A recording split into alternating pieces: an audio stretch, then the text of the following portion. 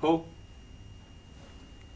We're almost there. It says please stand by, starting soon. Yeah, well I haven't started streaming, so it will do. Yeah, go. Okay, ready? Good afternoon, Paul. Hi. Thank you very much for joining us here for the Argus live web chat. We've got lots and lots of questions to get through from the fans, and obviously they can get involved live as well, so we'll be getting them from the Twitter feed and from the comments on our live blog. So let's get going without any further ado. And the first question I've got is from Aurelia, and she says, I understand that the supplying of the kit has not been unveiled yet, but do the club envisage the price of the replica kit increasing much or if at all in terms of replica kits for fans? Yeah, we're due to announce the new kit manufacturer hopefully in a couple of weeks' time. We are changing brands, as we've already alluded to in recent weeks and months. There almost certainly will be an increase in the price of the kit, but we've managed to keep the price of the current kit for the same now for several seasons. So I don't expect the price rise to be significant, but there will be a price rise. Okay, brilliant stuff. So if we move on to the next question, which is from Rupert, which is all about financial fair play, which is fair to say has been a very popular topic among our questioners. His question is, Tony Bloom's investment into the club has been incredible, and the club's ambition to comply with financial fair play next year and run the club on a sustainable basis should be applauded. But meeting financial fair play rules still means incurring a substantial annual loss. Does the club have a plan to break even? Is this only possible by reaching the Premier League? And how long will Tony be willing to subsidise the club to this degree in the future? Wow, some tough questions there. Yeah. Well, first of all, financial fair play is all about getting clubs to move towards breaking even. So it's about getting clubs to be as financially sustainable as they possibly can be. And the way that the Football League have set about the rules is to actually make that a progressive process. So you start off by reducing your losses from where we currently are, which is 14.7 million, to try and get us down to 8 million for next year, 6 million the year after, and progressively it will reduce until hopefully over a period of time Championship clubs will be more financially sustainable. The big challenge in the Championship is that the income levels just simply don't match the outgoings of the club. And almost all Championship clubs will be losing money until they get to the Premier League, or until the financial fair play rules really start to bite and clubs can actually then start to reduce those losses. So certainly for the foreseeable future, I would expect Championship clubs to continue to lose money. We're very fortunate that we've got a fantastic owner in Tony Bloom, who not only was born in Brighton and Hove and loves the club and has supported the club all his life, but is wealthy enough to be able to sustain those losses in order for the club to actually achieve its ambitions. And we're very fortunate that we've got Tony to do that. Okay, well, I'm sure Rupert will be very pleased with the answer there. Let's get one from one of the commenters, because we've already had some comments coming in, because we started this at 12 and some people have already come through. Plymouth Seagull has asked, many fans are very concerned that we've heard nothing about any loans, which we need with the current news on injuries. Can you tell us something positive? Well, the positive thing is that a majority of the players that we've had injured for large parts of the season are now coming back to fitness. We've got a very strong squad. We have brought in a couple of players already in David Rodriguez and Jonathan Obika that will supplement the squad that we've got. Obviously, we're hoping that Mikhail Smith and Hoskins will come back from their injuries in the very near future. We've seen Will Buckley and Loire make starts in the past 7 days, which is also good news. And we're moving into the final third of the season, I think, in pretty good shape. The loan window is open. If Oscar needs or wants to strengthen the squad and players are available and want to come here, then we've got the funds available to do that. And we'll see what happens in the remainder of the loan window. Brilliant stuff. I'm sure Plymouth Seagull will be delighted to hear that. Okay, let's move on to another question from a commenter. What we've got here, I'm just going to scroll down and find Vegas Seagull. I really like this question. Mr. Barber, are there days when you just don't want to go into work? You just got to have a break. It seems to me that the job is 365 days per year. No, that's the nature of running a football club. It's a very important part of the community. The fans are a massive part of the football club. The football club is effectively in people's hearts and minds 24 hours a day, 7 days a week, and therefore it has to be in my heart and mind 24 hours a day, 7 days a week. There are times, and obviously you like to get a bit of a break, and I try and get one. But most importantly, doing what we can to keep the club running in the right direction, doing what we can to keep engaging with the community and the fan base. That's what the job's about. It's the most important part of the job for me. Brilliant stuff. Let's go back onto the emails then. And we have got an email from John Lewis here. I was pleased to read the new kit sponsorship. Can you please make sure that fans in Upper West and Upper East can read the shirt numbers? At present, the yellow number does not stand out for us. Try it yourself, is what he says. Any I do. of, I sit in the Upper West almost, or in the Middle West, so I know what it's like. No, it's not been a great. It's not been a great combination of yellow numbers on the back of a striped shirt. The real issue actually is not the colour of the numbers or the shirt. It's the fact that there's not a white patch to set the numbers off from the stripes. And this is something we've been aware of from the start of the season. And what you'll find is that kit designs go through sort of fads. And at the moment, the current fad for kit designers is not to put patches on the back of striped shirts. And if you look at teams with striped shirts all over the world, it tends to be the number straight onto the stripe, which is never a good idea. And it's not something we'll be doing for next season. So people can relax about that and look forward to being able to see names and numbers clearly next season. Yeah, and I imagine it's quite an important thing just to be able to see who's got the ball. Fans always want to be kept in the loop with those sort of Pretty things. Pretty important. So we move on to another question. This is from Carl Adams. Paul, not a single home game at the Amex has sold out this season, according to him. What are the club trying to do to get more fans coming to watch games, and do you think it's working? Well, first of all, we've got the highest crowds in the Championship for the second season running, so I don't think we should beat ourselves up too much about our current attendances. We're selling, on average, just under 27,000 tickets for each home game. This is up on last year. It's bigger than clubs like Leeds United, bigger than clubs that have just come out of the Premier League, and again, Brighton and Hove Albion fans should be thrilled at the kind of crowds we're getting, particularly when you compare them to the average crowds we had just before leaving with Dean. So a huge amount of progress has been made. But what I've said consistently is that we don't have enough fans. We don't have enough younger fans. We don't have enough of a pool of fans to make sure that the couple of thousand empty seats that you see at the Amex at the moment, against our current capacity of just under 30,000, are full. And in order to do that, it's going to take time. We've got to work very hard with supporter groups. We've got to work hard with schools. We've got to work hard to engage with different communities across Sussex. And we've got to continually build the fan base. And these sort of things don't happen overnight. They take time, they take effort, they take money, they take support. They take a considerable amount of hard work from not just the club itself, but also from the existing supporter clubs out there and the existing supporters. Getting family along, getting friends along, bringing children along, making sure that when we do have ticket offers, that people can actually access those ticket offers and bring new fans to the club, new fans to the stadium for the first time. So believe me, it is probably the single most important thing that I see for the future of the club, and that is to make sure that we are a big club for the future, as well as a club that's selling as many tickets as it can right now. Okay. Another question from email, and this is from Vegas Seagull. Quite an intriguing one. He's saying, with the financial fair play rules due to bite very soon, do you see both asking price and wage demands from players going down? And if not, why not? We are, and we do expect that to continue. If you were to talk to my colleague David Burke, who's our head of football operations, David will tell you that we're already starting to see pressure in the market for player salaries to come down, pressure for transfer fees to fall. And this is a natural consequence of clubs not being able to spend more money than they're bringing in. So financial fair play rules were designed to do just that, to actually help clubs to stand on their own 2 feet. And the biggest outgoing of any championship club, or any football club for that matter, will be player salaries and the cost of our football operations. So although our costs went up by 41% last year and have gone up slightly again this year, we do expect to see some kind of deflation when it comes to player wage demands and transfer fees. So we have to be particularly canny in the transfer market. We have to try and negotiate the best deals when we sell players, negotiate the best deals when we buy players, negotiate the best deals when we bring players in on a free transfer, because all of those costs actually go towards our financial fair play results. So it's a particularly important part of our jobs at the moment to try and manage that area even better than we've managed it in the past.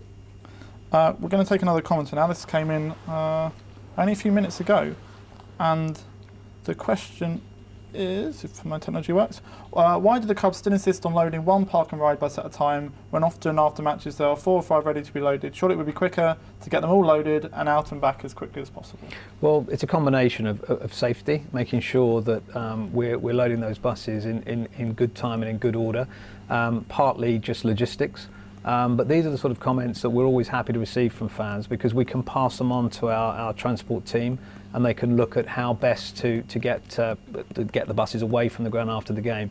We're just about actually tomorrow to announce some changes to the way we operate our car parks, and also the way people leave the stadium after the game. So there will be some changes over the next sort of couple of weeks that people will start to experience, and hopefully will make their journey to and from the stadium easier, and in particular the match day experience much better for them going forward. Staying with the theme, we've had an email from John Daniel, and he's asking about trains, obviously another form of transport, and he's asked, will fans travelling from Eastbourne next season be able to get free travel to the Amex? The cut-off zone does not benefit fans travelling from the east at all, but fans from further away get free travel from the west. I emailed you last year and was told you would have some positive news in the coming months. I haven't got any positive news. I mean, this is something we look at all of the time, and unfortunately there's always someone who's on the wrong side of whatever boundary is in place. And I know that for some time there's been pressure from fans who live in the east side of the county to get some additional benefit of the current travel plan. The reality is it's a difficult one for the club. We're subsidising the current travel plan to the tune of very large 7 figures each year. We're the only club in the Championship that does this. This means that we've got to actually earn those 7 figures back before we're even equal with the rest of the clubs in terms of their cost base. And we're also aware that some fans would actually like the travel subsidy scrapped altogether. So we've got this very, very difficult balancing act to fulfil all the time between putting in place a transport plan that serves the stadium and the supporters as well as it can, managing the costs of that so that the club aren't disadvantaged when it comes to its competitors in the Championship, and then trying to help fans like this one who don't really get any significant benefit when they're travelling in from that side of the county. Unfortunately, all of those things mean that somebody somewhere will always lose out. And unfortunately at the moment it is the people on the east side of the county in that situation that are not getting perhaps as good a deal as others. But unfortunately there's always going to be someone in that particular situation. Okay. Brilliant stuff. I've got another email question, and this is one which is picked up by a lot of fans actually. That we got questions on the comments and from email about player contracts. She asked, I would like to ask Mr. Barber if new contracts are being offered to the players who will be out of contract in the summer. After all, the club are expecting us to renew our season tickets and we have no idea what sort of players we will have. I'm a bit concerned that we are going to be back to the old days when we let players go in the summer to save wages and then get new players in at the start of the season. I don't think fans would be very happy if this was the case. Well, player contracts are always a dynamic process, so there will always be points in the year when certain players will receive new contracts. Just recently we've had obviously Rowan Ince who's received a new contract. There will always be certain parts of the year where contracts will run to the end, and then we'll take a view at the end of that contract of the manager's view, the player's view, where we are in terms of the development of the squad. So there's always going to be a balancing act between some contracts that will be done earlier and some that will be done later. The most important thing at the moment is that we're focused very much on the football. We're focused on the balance of the season, getting ourselves into a position where we continue to challenge for a playoff spot, continue to challenge for promotion, and that will be the manager's focus, that will be the football operations team's focus, and most importantly of all, it will also be the players' focus. They will want to be focusing on their football right now, not in getting into contract talks just while the season's reaching its peak. So we do have a process, we do have a methodology, it is known to the players and their agents and their representatives, and it's something which is very, very carefully managed by David Burke and his team in a very, very considered way. So fans shouldn't be worried about that. That's just the way football operates these days. Brilliant stuff. We've got another comment here from the Tungsten, and it's quite a long one, but I think it's quite an interesting point. He says, Dear Mr. Barber, I do not believe directors of football, generally speaking, work in this country. I don't think it's a great idea. If you look at the best sides and the best managers, they're strong, independent individuals who maintain most of the power at football clubs. Perhaps you could share your thoughts on director of football. He's put a bit more about Brendan Rodgers, Arsene Wenger, Kevin Keegan when Dennis Wise was there, Alan Kirbishley, obviously at Newcastle. What's your thoughts on directors of football? Well, I've worked in football clubs that have had both systems. I've worked in football clubs where there's been a director of football and a head coach, and I've worked in a football club where there's just been a manager. And I can tell you that both have positives and both have negatives. And the reality is these days, when it comes to managing a football club, if you are the manager or the head coach, there is a huge amount of work that goes into managing the first team. If you look at just our schedule for this week, you know, we've played on Monday in the Cup. We've got to prepare for a massively important league game tomorrow. We've got another Cup game on Monday. All the travel, logistics and training plans that go into that really are very much the focus of Oscar and his staff at the moment. You can imagine that if there was nobody else around to be looking at scouting players, preparing scouting reports, looking at possible loan window targets, looking at possible transfer targets in the summer, thinking about the player contracts that we've just discussed, I think that would be an impossible task for Oscar to be doing in a week like this, where he's already had to prepare for 3 massive games. So certainly in a club like ours, splitting those 2 roles I think is a very, very positive thing. And I don't know too many clubs, even those that have a more traditional manager, shall we say, that don't have someone in the background that is doing the role of a director of football or a head of football operations or a technical director or whatever title you want to call it. I think too much gets written and said about the roles and how they conflict and how they actually fit together. The reality is modern football these days, and particularly at the highest levels of the game, certainly the top 2 divisions in England and the top leagues in Europe, it's a huge role for one person to fulfill.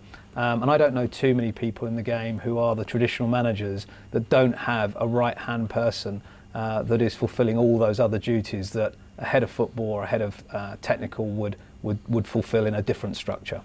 So I don't think it's as big a deal as people make out, to be honest. Okay, brilliant stuff. I've got a question from Twitter now. There's been a few tweets to me whilst we've been on air. And this is from Seagull181005, catchy. I know that person. And it's back on financial fair play, which, like I said, has been a really big topic and we'll probably touch on a few times. What confidence do you have that the rules will be adequately investigated and enforced by the football authorities? It's a very good question. I mean, 21 of the 24 championship clubs at the time this rule was conceived voted in favour. So first of all, the solidarity of the division was absolute at that time. Secondly, these are rules and regulations like any other rule and regulation, whether it's 11 players on the field at one time, 90 minutes for the game, X number of substitutions, we have to comply with them. And certainly as far as I'm concerned, this football club complies with all the rules and regulations of the league. That's what a professional football club should and in my opinion must do. So I'm expecting the league to play its part and to be just as strong with those clubs that don't comply with this particular rule. And there are sanctions in place. The sanctions, if you get promoted, are that you are fined, and you are fined for every £1 that you go over your financial fair play result. That fine money will then go to a charity, which again is slightly different from what we had originally understood, which would be the fine money would go to those clubs that did comply. But for those clubs that break the rule and then don't go up, then they're going to be subject to a transfer embargo. And the transfer embargo is very, very important to understand because it works in 2 ways. First of all, it means they can't sign any new players, which is obviously a significant burden on a club that's just missed out on promotion and will want to strengthen their side for next season. But secondly, it also will prevent them from renewing the contracts of existing players where those contracts have come to an end. So what that could mean is there's some very good players out there that could become available for free. So there will be potentially a benefit to those clubs that have complied with the regulations and a significant disadvantage to those clubs that haven't. Now, we're hoping and we're expecting that the league will impose these sanctions in exactly the way that I've just described them. And I, for one, having worked very, very hard here with the board, with the chairman, with the team of executives that we have to comply with the rules, I'll be furious if those sanctions are not imposed. I've got absolutely no reason to think they won't be. And therefore it's important that as a football club we continue to comply with the regulations, not just because they're there to be complied with, but because we genuinely believe it's the right way to run our football club for the future.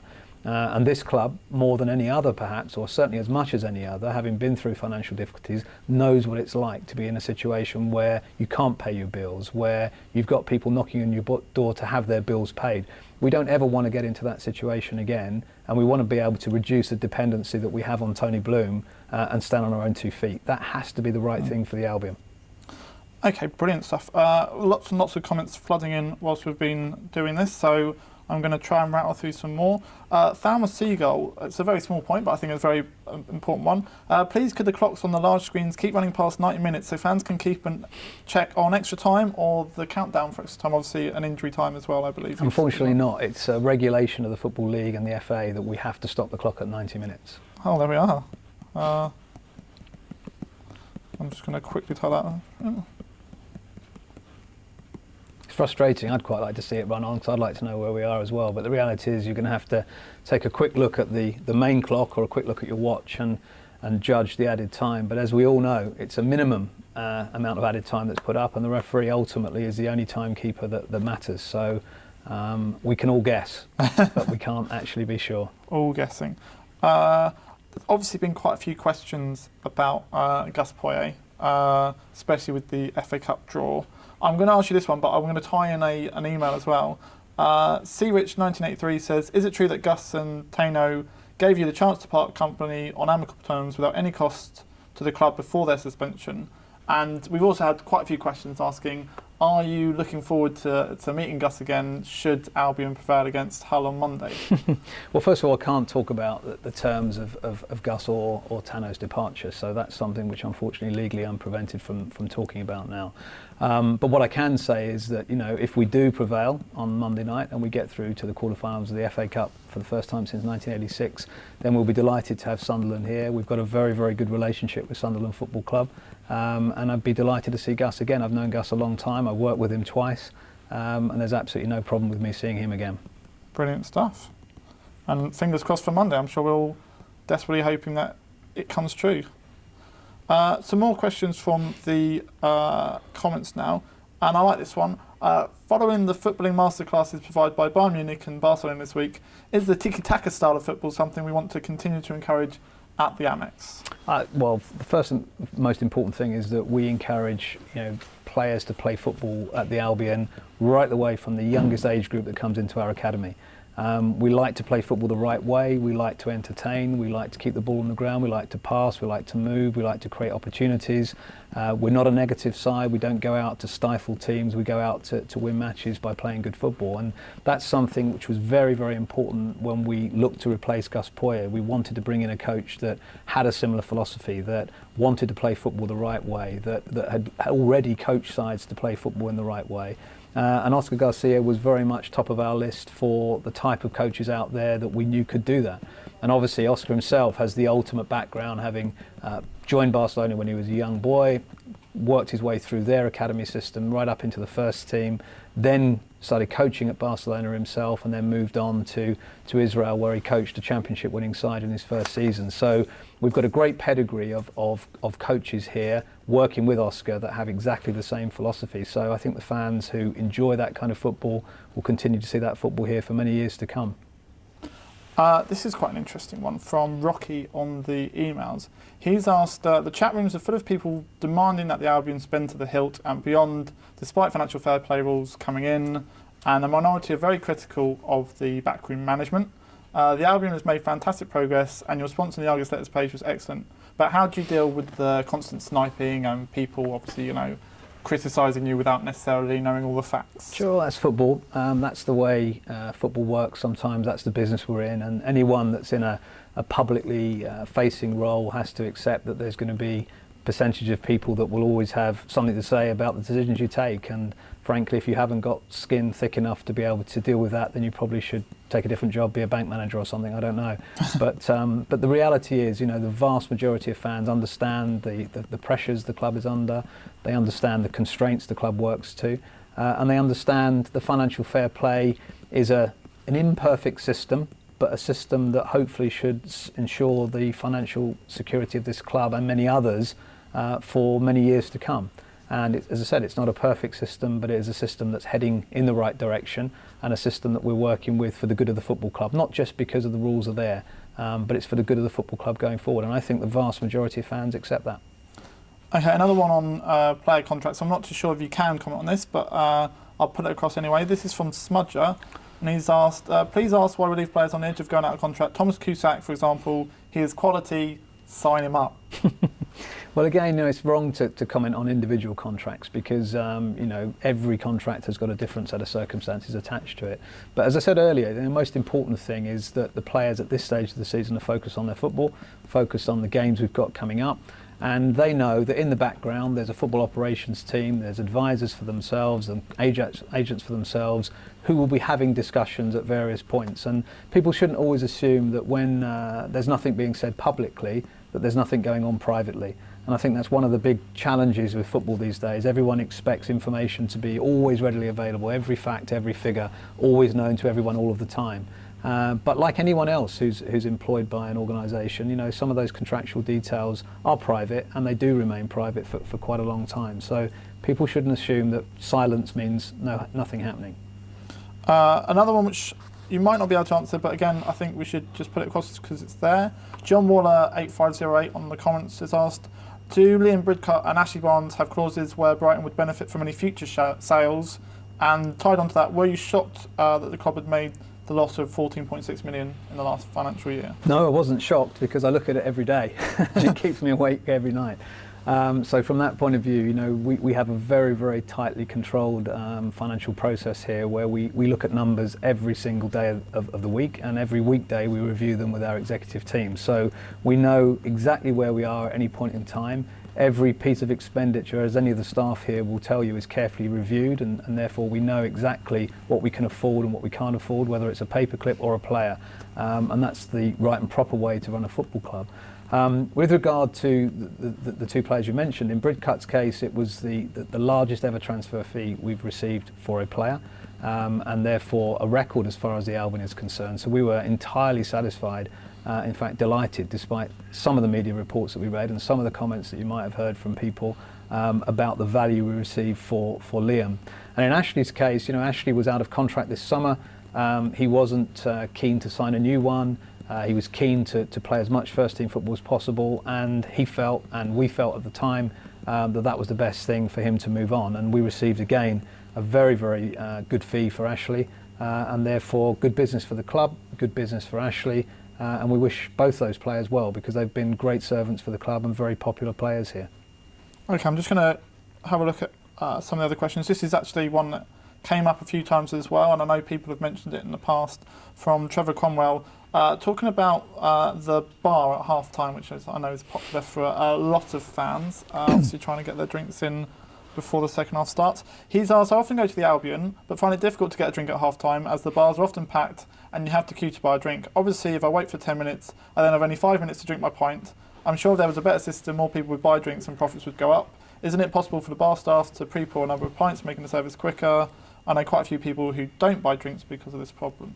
Yeah, it's a really difficult one, and football clubs up and down the country have this challenge week in, week out, and that is a huge number of people, thousands of people wanting to purchase food and drink all at the same time in the half-time interval. We've tried pre-pouring drinks, and we receive lots and lots of complaints about the time that when people get those drinks that they're not quite as frothy or as fizzy as they'd like, so we've stopped pre-pouring drinks. And when we don't pre-pour drinks, obviously it does take time to serve, and that leaves queues, and that leaves people sometimes disappointed that they haven't had enough time either to get their beer or to actually drink it. This is an age-old problem, and I've worked in football for 15, 16 years now, and I've worked in football on two sides of the world, and I can tell you it's exactly the same on the other side of the world as it is on this side of the world. The only difference being, and this is a real challenge, that we're still not allowed to take beer back to our seats. Personally, that's a law that I would like to see changed. I don't see any reason why you can sit and watch cricket and have a beer, or sit and watch rugby and have a beer, but you can't sit and watch football and have a beer. The vast majority of people would like to be able to do that, and would do that without causing any problems for anyone else. And that's something that I would like to see changed, and I've already voiced that opinion with the Football League and various authorities, because I think it would actually ease the pressure on football clubs, not just people trying to drink a lot before the game or at half time, but actually just ease the flows for our fans to be able to get served. And again, that's something I'd like to see changed personally. I know some of my colleagues in football would share that view. A couple of slightly more fun questions now. I love this one from Windy Bloke. Do you play football yourself? Did you ever play football? my age? Were you ever good at football? I played football for many, many years, and I wouldn't like to say I was ever very good at it, but I played at a decent level and enjoyed it very, very much. But I'm afraid injuries and age have taken their toll. Oh, that's a shame. And we've got another interesting question from the Twitter. Lots of people getting involved. And if people are watching on the live web chat, it's at by Peter Brighton, and you can take part in this. And obviously the live blog with the comments as well. So get involved. We've still got some time. Do you read the forums? I mean, we were talking about the sniping before, and the criticism. Do you read all the different forums and all the different letter pages and the comments on the hundreds of comments normally on the Argus website? No, no, I don't, because first of all, my priority is running the football club and being focused on that, and also being responsive to fans. And I think if you spend all of your time reading everything that's being written about you or said about you, then you don't focus on the most important things. Having said that, we've got a very, very good communications team, very good supporter services team, and if there's anything on any of the forums, any of the message boards, or any of the newspapers or websites that the guys think that I should see or the rest of the board should see, they're very, very good and very quick at making us aware of those, and that enables us to be responsive. And message boards are a double-edged sword. On the one hand, in many cases it's a relatively small community representing a very small percentage of views. On the other hand, it's a very, very good temperature gauge of how people feel about things and what's important to people, and they certainly can't be ignored. So I tend to try and take a holistic view. I look at my own emails that come in, I look at the letters that come into the club, and particularly to the programme editor. I look at the stuff that Paul Cameron and his communications team send me, and try and get as broad a picture as I can. But the most important for me are when I get out and about to supporter groups and fans forums, see people face to face, hear the questions they're asking, look into the whites of their eyes, and really find out what matters to people most. And those things are very, very important to the club and very important, I think, to the supporter base. And we're very committed to doing those, and we'll continue to do those. Brilliant stuff. Interesting question here from Seagull Mouse. In terms of the new training ground, I love these names. They're brilliant, aren't they? Yeah. The training ground, the youth academy, obviously, getting along now. How long before you reckon the new facilities will bring through new young players who might be able to integrate into the first team? Is there like a projection in terms of how long it might take? Well, we've got some really good young players that have come through the system despite the relatively poor facilities we've been working with. I mean, if you look at just this season alone with Ince and Forster Caskey and Solly March and Lewis Dunk coming through the system, making first team appearances, and not just making first team appearances, but making a really good impact on the first team, then I think that the work that we've been doing within the academy setup has been magnificent so far. When we go to the new facility at Lancing, suddenly we've got two new dimensions. First of all, we've got all of our players in one place for the first time. And I'm a great believer in young players seeing the habits of the older players, the senior players, learning from them, seeing what it takes to be a footballer at the highest level. Secondly, it's going to help us attract some of those younger players in the first place, because parents do tend to be quite critical when they look at training facilities and the setup that a professional football club is offering their son and their child. Up until now, we haven't had the quality of facilities that have matched up to the quality of our coaching. So I think that's really important. And I think the third dimension is actually the ability to retain players, not just in terms of the first team, but also keeping those young players with us and showing them that there's a pathway into the first team. And if there's one benefit that the injuries we've had this season has given us, is that some of our younger players have actually made it through to the first team. They've been successful, and that's a massive, massive demonstration of faith from the head coach, Oscar Garcia, in those young players, but also a fantastic example for the youngsters that are coming through, that if they stick with us, they work hard, they play the game in the right way, look after themselves when they're not playing or not training, then there is a pathway into the first team, and that's got to be good for the future of the football club. Another question from Twitter. I'm getting tweeted like no tomorrow, and this is, I think, a lot of people will be interested in this one. The question is all about transfers, and why do some transfers get put under the undisclosed fee category? I mean, why do we know what some fees are worth and why others are shrouded in mystery?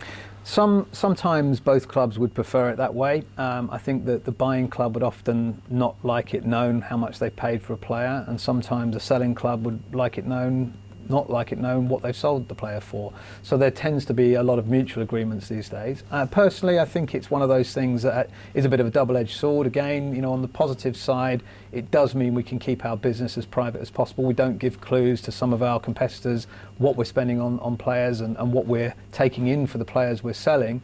On the other hand, what it does do is it leaves a void. That creates an opportunity for people to speculate, for people to misinform, for people to make judgments on certain situations. And so it can work both ways for the club. But very often, these days, it's a mutual thing. And I guess on the balance, I would prefer to have these things private because it does enable us to keep our cards closer to our chest. And what it does mean is that sometimes we have to deal with some of the negative speculation or rumour and counter-rumour that inevitably comes about when you don't disclose fees. But what I would say, and just to make it absolutely clear, all the fees are fully disclosed to the FA and the Football League. The agents' fees are disclosed. Obviously, any obligations we have to make the authorities aware of the value of these deals is something that we absolutely fully comply with. So I wouldn't want anyone to think that just because it's undisclosed, there's some kind of underhand dealing going on. That is far, far, far from the way it works. And do you see an impact? I mean, those where a fee has been rumoured. For example, if you look at Spurs in Gareth Bale, and then everyone knew they were going to have a potload of money. I mean, do you find that when those sort of things go around, that your agents are suddenly upping the price? Do you see a correlation between the two? Yeah, absolutely. And if a club has suddenly had a large amount of money come into its coffers, and at the same time or the same day or the following week are bidding for a player, you'll definitely see a cause and effect. All of a sudden, the club that's selling that player will add something to the price because they say, well, you can afford it. And it's like no other market in the world operates quite like this. We are in the public glare. Everything we do is commented on. Everything we do is subject to rumour and counter-rumour, and that can make trading, which is essentially what player transfers is. It's a form of trading. It can make it very difficult. And it's just like if I knew you won the lottery and I was selling you my house, I might be a little bit tougher with you in terms of the asking price. And in that sense, player trading is no different. Brilliant stuff. Bit of a change of direction now. Another Twitter question from Alistair. Any ideas where we're going for pre-season next season? Not yet. We've got a couple of ideas that have come into us. We will always put these to the coach. The coach really does decide with the sports medical team where we are best to be preparing for the season, and that can come down to a combination of climate, facilities, length of time, length of stay, what other games that we might be playing around that time. So there are a couple of ideas that we've put to Oscar, and we'll wait to see what he says. I would hazard a guess it might be a warmer place than here, though. I don't think that's too difficult at the moment. I've got a really tricky one coming up next, I'm afraid. Oh, great, excellent. But we like to test you. I'm not too sure if you can choose this one, but FA Cup or promotion? If you had to only choose one, what would you go for? Winning the FA Cup or getting promoted? Winning the FA Cup or getting promoted to the Premier League. That is a really difficult question. I'd like both, if that's not too greedy. And there's a reason for that. First of all, I think promotion for this football club would be not only the realisation of the chairman's dream, and I think for the amount of time and particularly money that he's invested in this football club, it would be wonderful to have that dream realised for Tony. But I think for the football club future, an opportunity to play at the highest level again. To play against the likes of Manchester United and Tottenham and Arsenal and Liverpool and Chelsea week in, week out would be so magnificent for the city, so fantastic for the fans. I mean, this is a group of supporters that have been down to the lowest levels, in the depths of despair, having to fight to save their football club, having to fight to even have a football ground to play in, let alone a football club of its own. To get to the Premier League, so relatively soon after going through all that pain would be just incredible. So for me, promotion is massive, but also the FA Cup is something which is very, very dear to my own heart. This is a competition that, way back in my career, I had responsibility for marketing. As a child, it's one of my earliest experiences of going to an FA Cup final and seeing the club that I supported win in that cup final. So the FA Cup is special. It's one of those competitions that literally anything can happen. It's big versus small, it's small versus big, it's underdogs, it's great moments, it's moments of absolute magic that bring the whole game alive to generations of fans. So, to go to Wembley with the Albion, to win the FA Cup with the Albion, to bury the ghosts of '83 would be quite amazing as well. So I'll stick with what I said, we'll have both. Nice and simple. We'll get another comment now. This is just coming in the last minute. They are coming in thick and fast, like I said, which is fantastic stuff. Gus and Vicente clearly didn't see eye to eye, but are there any thoughts of bringing him back once Gus left, or maybe even now bringing back Vicente? And is Oscar going to be able to use his Spanish links to bring in Spanish players in the summer?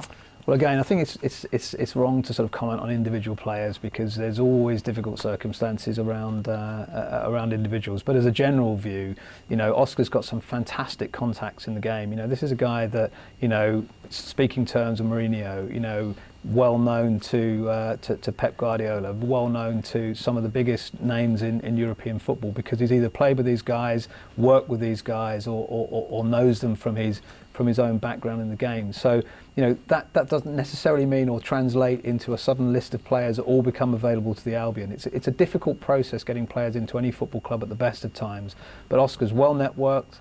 He's very well informed on players. He's a consummate professional when it comes to looking at videos and preparing scouting reports, looking at scouting reports that have been prepared for him, preparing his own lists of players that he wants the scouts to look at, get information on. So again, his eyes are not just focused on one country. His eyes are focused on what is now very much a global game. And I can tell you that our scouts produce reports on players from all over the world all of the time.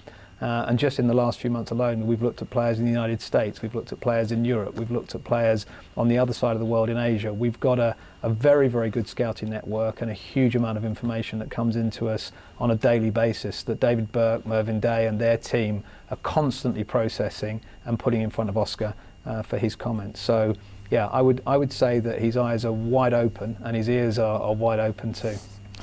Okay. We've got 5 more minutes, so we're going to try and rattle through as many questions as possible. Apologies if your question doesn't get read, but we're trying to cover as many different topics. This one from Robin Porter. Dick's Bar is very popular on match days. Any plans for expansion, and when will the museum open?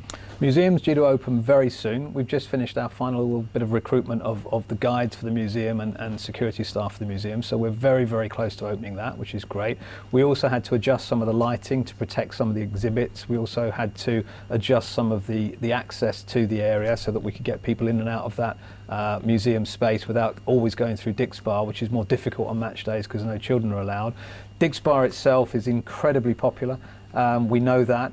We've recently opened the sports bar, which has been another fantastic success. The priority for the sports bar is always going to be families. We're always going to move families forward in the queue because that's the theme of the bar, and children, as I said, can't be allowed in Dick's Bar. We have got one other area of the stadium that we're currently looking at for another adults bar, and that will be something that we'll try and look at before the end of the season, but more likely in the summer. And again, it's just about trying to make that fan experience around the Amex on a match day as good as it possibly can be. Some people love going to the concourse for a beer, some people prefer to be in a lounge, some people prefer to be in a bar. We're trying to cater for a lot of people. There's always going to be more demand than we've got available space. We'll quickly rattle into the next question because I want to try and get through as many as possible. And this is another Twitter question. What have been your 3 favourite Albion games since joining the Albion? Oh, that's a really good question. I think beating Palace here at the Amex was just absolutely fantastic. That was one of my favourite games. I've also enjoyed the games against Blackpool and Barnsley where we've sort of slammed in 4 or 5 goals. Fantastic. I've also enjoyed, quite a few of our away performances. Away at Wigan, where we came away with a 1-0 win against a very, very good Premier League side. Even a draw away at QPR, where we drew 0-0. I thought we were magnificent that night, again against a side that was absolutely full of Premier League quality. And obviously, my least favourite moment was the second leg here last season, which we can consign to history now. Okay, let's see if we can't squeeze a few more questions in before the buzzer goes. See what we've got on the Twitter feed. Okay, another one about financial fair play. Where do you see the game in 5 years' time in terms of financial fair play? How much of an impact do you think it will have come then?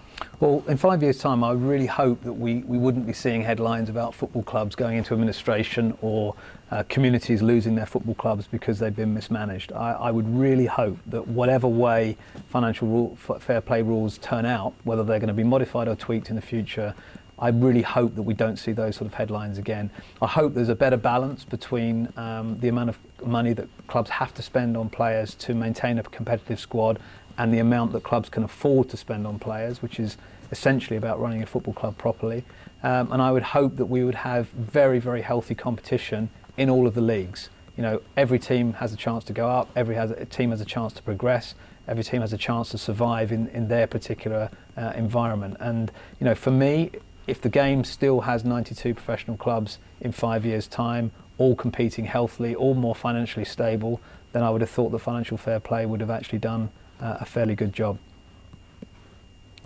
And Albion in the Premier League in 5 years' time? I really hope so. I mean, you know, it's what we've geared up for. You know, this stadium, the new training ground, the way we've built the club, the kind of sponsors we have, the fantastic support we're getting. You know, 23,000 season ticket holders puts us in the top 10, 12, 14 clubs in the land. That's incredible. You know, that's an incredible achievement in a very short space of time. So everything here is really geared up towards being a Premier League club, and I really hope that certainly in my time at the club that I see that, because it would give me nothing more than absolute pleasure to see us playing against some of the biggest clubs in the country. Okay, so we've got time for one more question, so I'm just going to have a quick flip through all the different comments we've got and try and find that one. Let's have a look. Something we can go for which we haven't covered already. There's a question about John Obika, and it says, "Hi, Oscar Garcia seems very reluctant to use Obika. In the same was with Leroy Lita. Was Oscar Garcia involved in their signings? Did he have an input?" Or the manager, the head coach, is involved in every single player signing, and you know, again, in terms of picking the side, that's Oscar's job. It's not mine. I can't influence whether he picks one player over another. All I know is he's got a very, very good squad of very, very talented professionals, and he will pick the best 11 for any given circumstance at any given time, and I've got every confidence in him doing that. Brilliant stuff. And I think that about wraps up. Thank you very much, Paul. Thank you for everyone who joined us on the live web chat. My fingers are certainly falling off at the moment, but it's been brilliant, and I know that everyone said that they were delighted that you took the time to come here and answer their questions, and obviously from the Argus we are too. It's a pleasure. Thanks very much.